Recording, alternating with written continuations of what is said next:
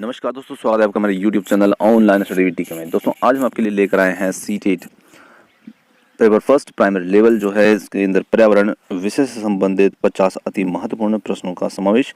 और इसमें हम देखेंगे कि विगत 2011 से लेकर के 2016 तक जो भी एग्जाम सीटेट की हुई है उसमें पर्यावरण के अंदर किस प्रकार के प्रश्न पूछे गए हैं। तो आज हम आपके लिए 50 विगत पूछे गए प्रश्नों का समावेश लेकर आए हैं।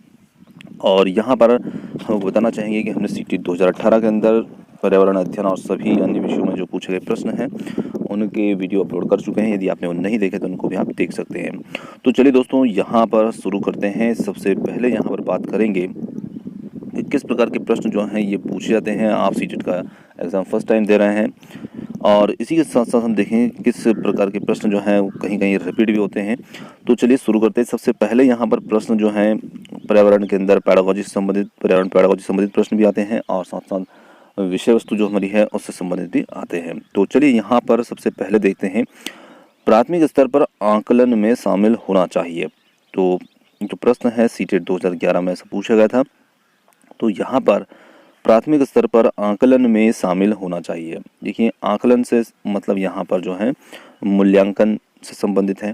तो यहाँ पर इसका सही उत्तर जो रहेगा ये रहेगा, शिक्षक द्वारा सतत और असंरचनात्मक तरीके से किए गए अवलोकनों को बच्चों और अभिभावकों के साथ में बांटना। चलिए अगला प्रश्न है, सहयोगात्मक अधिगम में पुराने एवं अधिक दक्ष विद्यार्थी छोटे और कम कुशल विद्यार्थी का आकलन करते हैं। तो यहाँ पर जो इसका उत्तर रहेगा वो रहेगा ऑप्शन थर्ड, उच्च उपलब्धि और स्वगरिमा। चलिए अगला प्रश्न है हमारा, प्राथमिक स्तर पर बच्चे को आकलन करने का सर्वश्रेष्ठ तरीका है रिक्त स्थान का प्रयोग करना। तो देखिए, प्राथमिक स्तर पर बच्चों के आकलन करने के लिए सबसे सर्वश्रेष्ठ तरीका होता है पोर्टफोलियो फाइल। तो ये एक पोर्टफोलियो फाइल होती है जिसमें बच्चे की समस्त गतिविधियों का रिकॉर्ड जो होता है वो इसमें रखा जाता है। तो ऑप्शन थर्ड जो रहेगा ये हमारा सही उत्तर रहेगा। चलिए अगला प्रश्न है, प्राथमिक स्तर पर पर्यावरण अध्ययन में रचनात्मक अवकलन को शामिल नहीं करता है।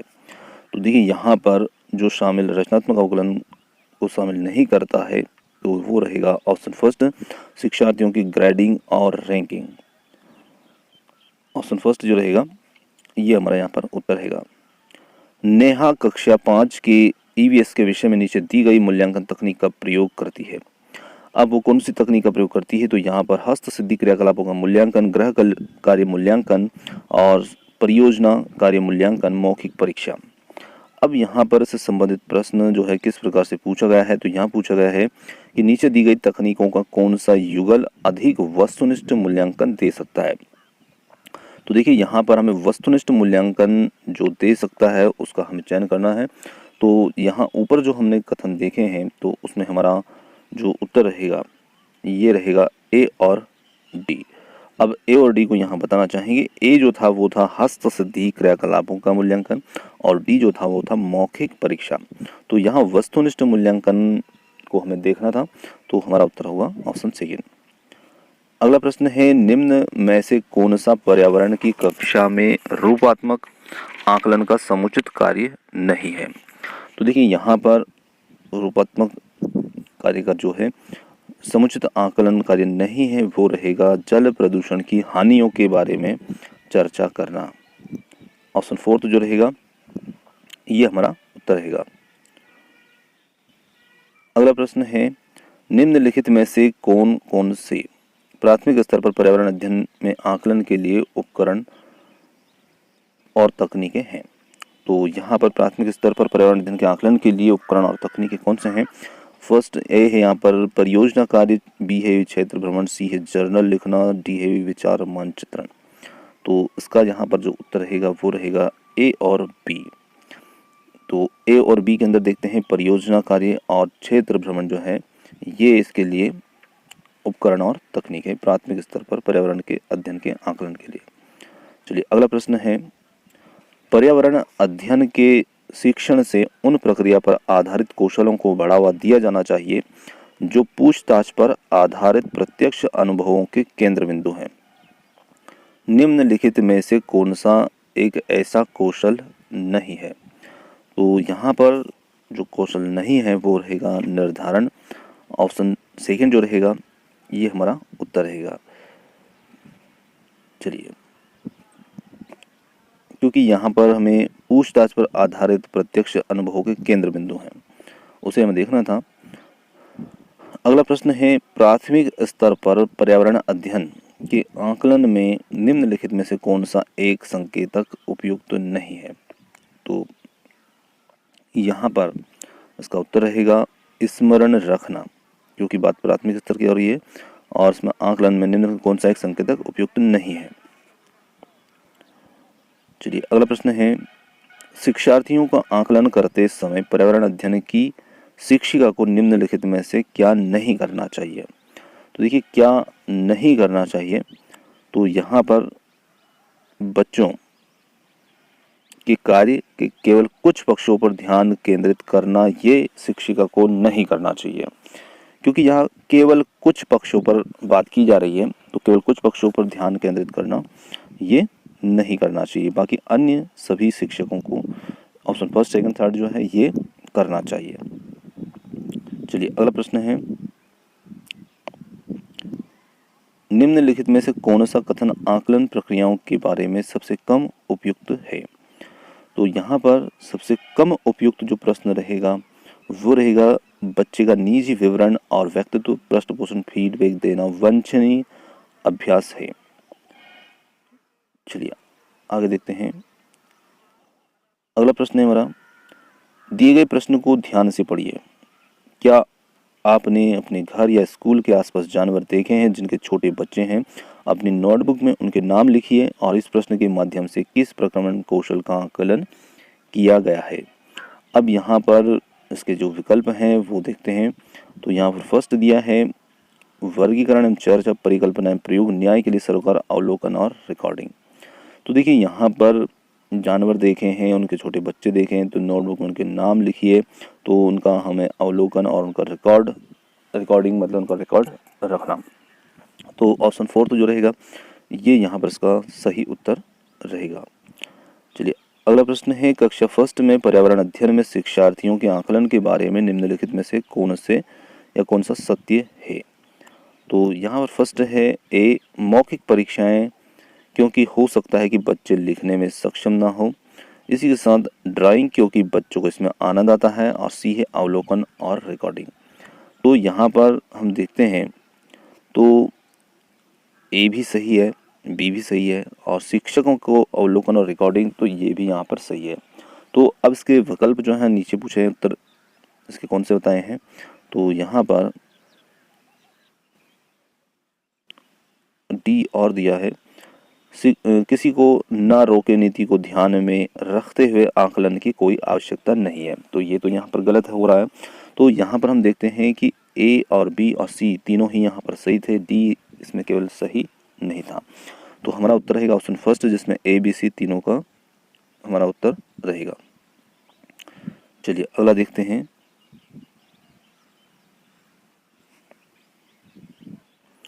अगला प्रश्न है हमारा, प्रयोग करना आकलन का एक संकेतक है और निम्नलिखित में से कौन सा एक प्रयोग करने संबंधित संकेतक का आकलन करने का सबसे उपयुक्त तरीका है। देखिए, यहाँ पर प्रयोग करना आकलन का एक संकेतक है, तो इसके लिए सही उत्तर जो रहेगा आकलन करने का सबसे उपयुक्त तरीका हस्तपरक जो गतिविधि होगी बच्चे की, ये यहाँ पर इसका सही उत्तर रहेगा ऑप्शन फोर्थ। चलिए अगला प्रश्न है, क्वथन, उबलना और वाष्पीकरण में अंतर है। तो बिल्कुल दोनों में अंतर होता है। आपको क्या यहाँ पर उसका अंतर है, तो ये हमें विकल्पों को देखना है।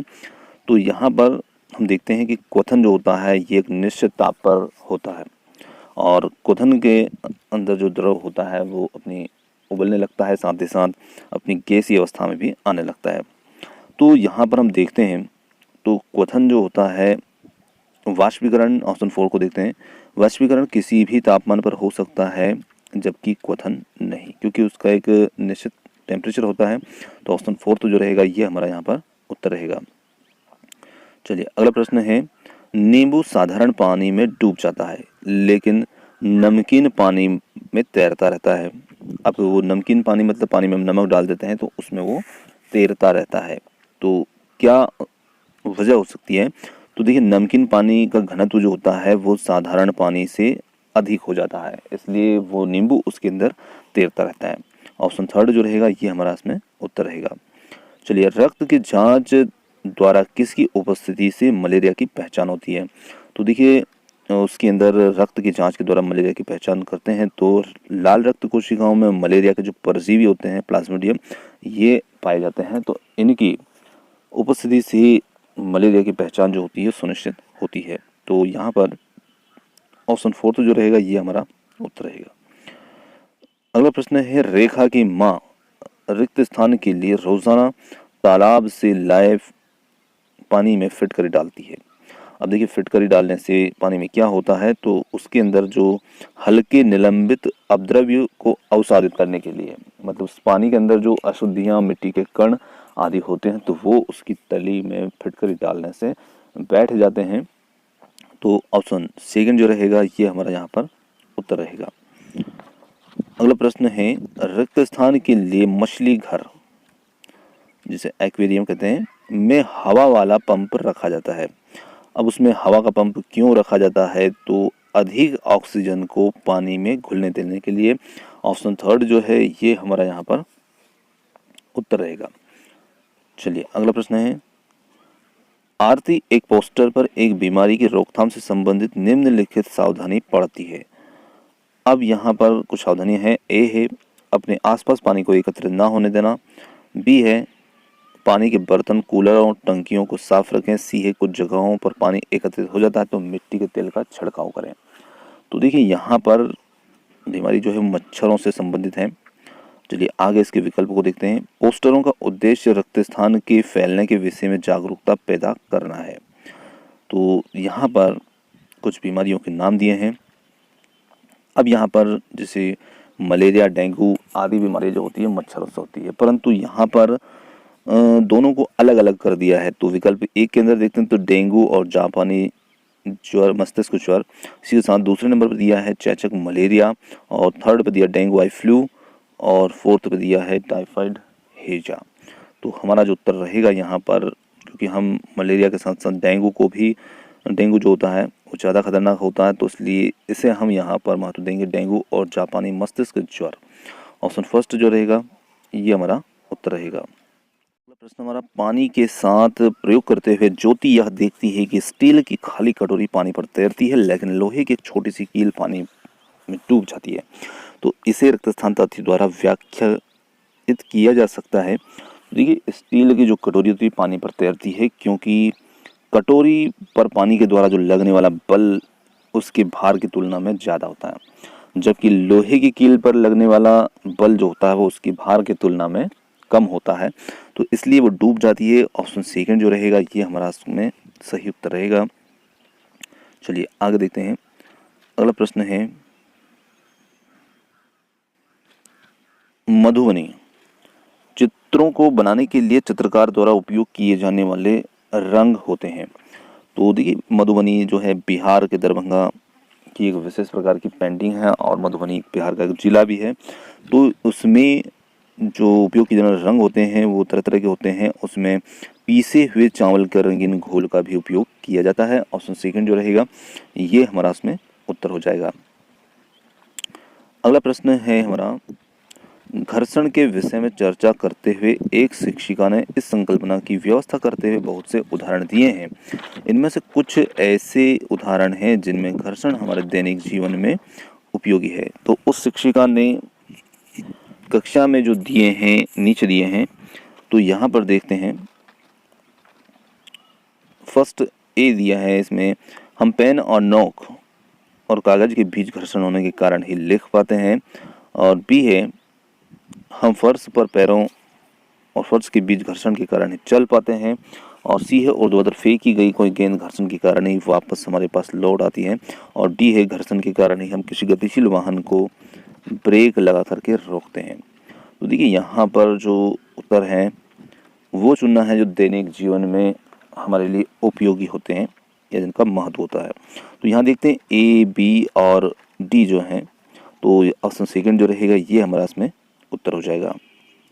चलिए अगला है, एक पश्मीना शॉल लगभग रिक्त स्थान साधारण स्वेटर के बराबर गर्म होती है तथा एक साधारण पश्मीना शॉल को बुनने हेतु रिक्त स्थान घंटों का समय लगता है। दोस्तों प्रश्न जो है काफ़ी महत्वपूर्ण है पश्मीना शॉल से संबंधित, परंतु इसके जो उत्तर हैं इनमें थोड़ा सा मतभेद जो है देखने को मिला है। कहीं पर उत्तर 6 घंटे 250 भी बता रहे हैं, कहीं पर 10 घंटे 200 भी बता रहे हैं।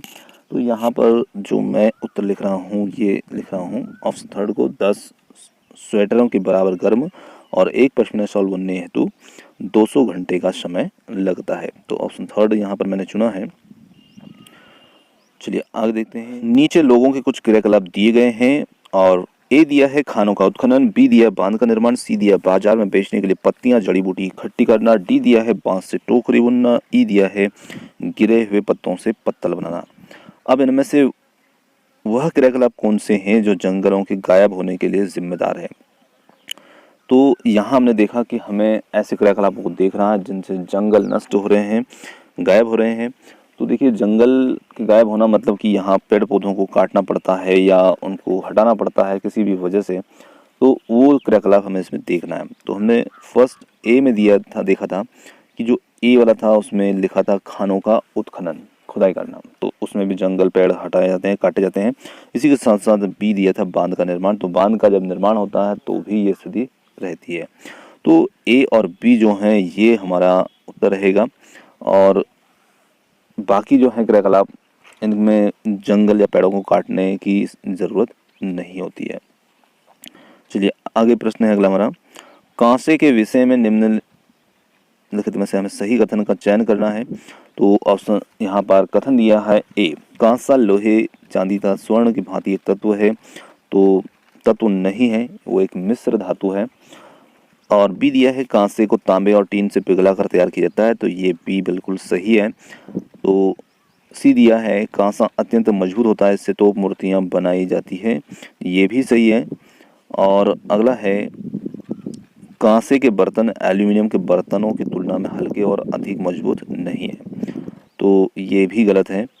तो यहाँ पर जो हमारा ऑप्शन बी और सी है ये सही है, सॉरी कथन बी और सी सही है। अब यहाँ पर विकल्प को देखते हैं तो उसके ऑप्शन जो हैं ये दिए हैं ऑप्शन सेकंड में बी और सी, तो हमारा उत्तर रहेगा बी और सी। चलिए अगला प्रश्न देखते हैं। तो अगला प्रश्न फिर हमारा जो है मधुबनी चित्रकला से है। तो दोस्तों यहाँ हमने देखा कि मधुबनी से संबंधित एक और प्रश्न भी आया था, तो वो आया था 2012 में और ये प्रश्न आया 2014 में। तो मधुबनी पेंटिंग जो है काफ़ी महत्वपूर्ण है, टॉपिक है, और इसको आप पूरा कंप्लीट करें, अच्छे से याद करें ताकि आपको उससे संबंधित आने वाले प्रश्न की संभावना बनी रहती है। तो यहाँ पर हम देखते हैं तो ए दिया है चित्रों को बनाने में नील हल्दी फूल पेड़ के रंग आदि का इस्तेमाल किया जाता है, बी है इन चित्रों में इंसान जानवर पेड़ फूल पक्षी मछलियाँ आदि दिखाए जाते हैं, और सी है यह लोक चित्रकला बहुत पुरानी है और इसका नाम मधुबनी नामक स्थान पर के नाम पर पड़ा है, तो ये भी सही है। तो यहाँ पर ए बी और सी तीनों ही सही हैं, और डी जो है मधुबनी राजस्थान का एक अति प्रसिद्ध जिला है, तो ये गलत है क्योंकि मधुबनी जो है बिहार का एक जिला है। तो यहाँ पर ऑप्शन 4 जो रहेगा ए बी सी ये हमारा उत्तर रहेगा। चलिए अगला प्रश्न है,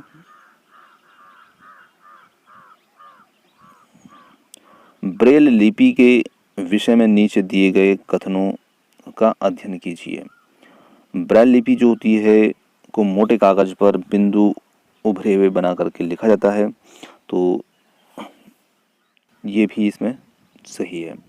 फिर उसके बाद में यह लिपि 8 बिंदुओं पर आधारित होती है, और सी दिया है बिंदुओं की पंक्तियां किसी नुकीले औजार से बनाई जाती है, और अगला दिया है डी इसे उभरे हुए बिंदुओं पर हाथ फेर करके पढ़ा जाता है। तो अब हमें यहाँ पर कौन सा थोड़ा सा सही कथन है, तो देखिए यहाँ पर हम सही कथन को देखते हैं तो इसमें एक कथन जो है वो गलत है। अब वो कथन कौन सा गलत है, तो यहाँ पर ए सी और डी ये सही है। तो तो ऑप्शन फर्स्ट जो रहेगा ये हमारा उत्तर रहेगा। अब यह लिपि 8 बिंदुओं पर आधारित है, तो ये कथन गलत है, क्योंकि ये लिपि जो होती है 6 बिंदुओं की पंक्तियों पर आधारित होती है। तो बी यहाँ पर सही नहीं है, तो हमारा उत्तर हो जाएगा ऑप्शन फर्स्ट जो है ये हमारा उत्तर हो जाएगा। चलिए अगला देखते हैं। पोचमपल्ली एक गांव है और एक विशेष प्रकार के कपड़े की बुनाई के लिए प्रसिद्ध है। इसे पोचमपल्ली कहते हैं, भी कहते हैं, और यह गांव निम्नलिखित में से किसका है? तो पोचमपल्ली जो है वो साड़ियाँ बनाने के लिए प्रसिद्ध है। तो यहाँ पर ऑप्शन थर्ड जो रहेगा आंध्र प्रदेश, ये इसका उत्तर रहेगा, क्योंकि पोचमपल्ली आंध्र प्रदेश का एक गांव है। चलिए अगला प्रश्न देखते हैं। बच्चों द्वारा सब्जी बाजार से इकट्ठी की गई निम्नलिखित सामग्री में से उन्हें पहचानिए जिनके भीतर बीज होते हैं। और आलू, टमाटर, नाशपाती, चीकू, भिंडी, करेला, प्याज, खीरा, तो हमें उनको देखना है जिनके अंदर बीज होते हैं। तो यहाँ पर हमारा उत्तर जो रहेगा वो रहेगा ऑप्शन थर्ड, टमाटर, नाशपाती, चीकू, भिंडी, करेला, खीरा। ऑप्शन थर्ड जो रहेगा ये हमारा उत्तर हो जाएगा। चलिए अगला है, निम्नलिखित में से कौन से बीज नहीं है? तो बीज जो नहीं है उसे हमें पहचानना है। तो यहाँ पर गेहूं, काली मिर्च, साबूदाना, सौंफ, तो ऑप्शन थर्ड जो है साबूदाना बीज नहीं है, ऑप्शन थर्ड हमारा उत्तर हो जाएगा। निम्नलिखित में से कौन सी विशेषता बरगद के पेड़ों की जड़ों की नहीं है? तो देखिए हमें उस विशेषता को देखना है जो बरगद के पेड़ों की जड़ की विशेषता नहीं है। तो यहाँ पर ऑप्शन थर्ड को देखते हैं, जड़ें भोजन का भंडारण करती है। तो बरगद की जो जड़ें होती है भोजन का भंडारण नहीं करती है। तो ऑप्शन थर्ड जो है ये बरगद के पेड़ की जड़ के बारे में गलत है।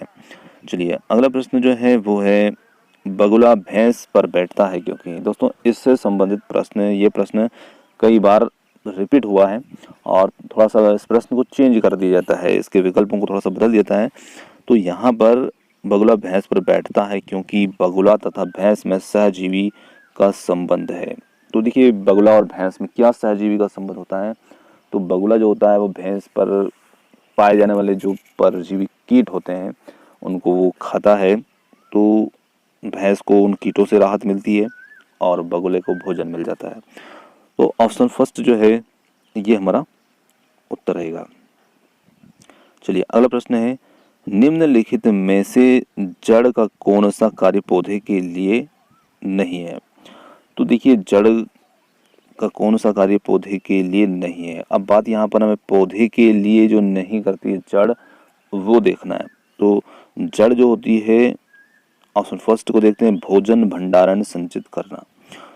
देखिए प्रश्न किस बात पे है कि जड़ें कौन सा कार्य पौधे के लिए नहीं करती है।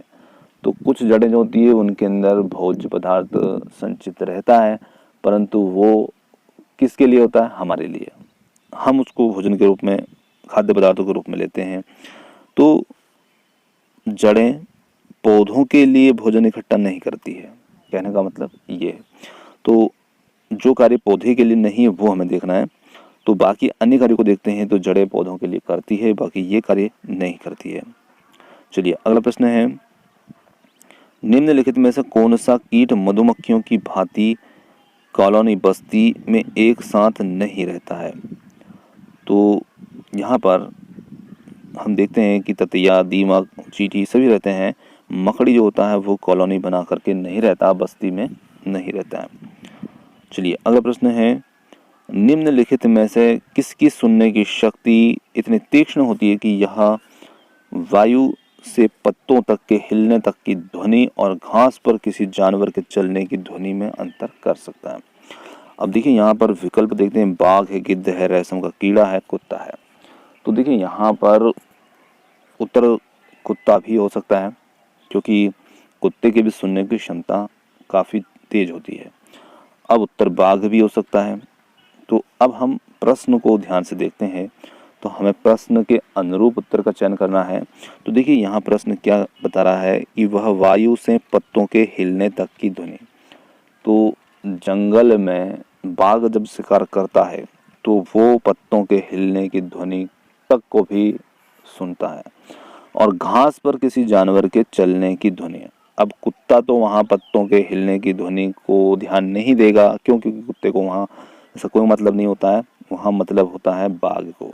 तो हमारा प्रश्न हमसे चाह रहा है कि हम उत्तर बाघ बताएं, क्योंकि यहाँ पर शिकार से संबंधित बात को इस प्रश्न में शामिल किया गया है। तो बाघ ऑप्शन हमारा जो रहेगा ये उत्तर, हमारा ऑप्शन फर्स्ट जो रहेगा ये उत्तर रहेगा। चलिए अगला प्रश्न है, नीचे पौधों के विषय में बच्चों के कुछ सहजानुभूत विचार दिए हैं, इनमें से कौन सा विचार वैज्ञानिक दृष्टि से सही है। तो यहाँ पर कुछ सब्जियां फल होती है, तो बिल्कुल सही बात है, कुछ सब्जियां जो हैं वो फल होती है। चलिए अगला प्रश्न है, नीचे दिए गए जीवों के समूह में से किन की दृष्टि श्रेष्ठ होती है और वे मनुष्य की तुलना में 4 गुनी अधिक दूरी की वस्तुओं को देख सकते हैं। तो चील, गरुड़, गिद्ध, इन पक्षियों की जो दृष्टि होती है वो मनुष्य की तुलना में 4 गुनी अधिक दूरी तक वस्तुओं को देख सकते हैं। तो ऑप्शन थर्ड जो रहेगा ये हमारा उत्तर रहेगा।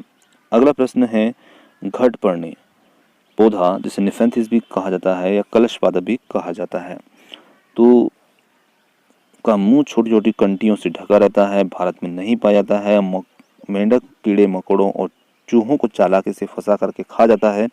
और फोर्थ है, कीड़े मकोड़ों को आकर्षित करने के लिए उच्च तारत्व की ध्वनि निकालता है।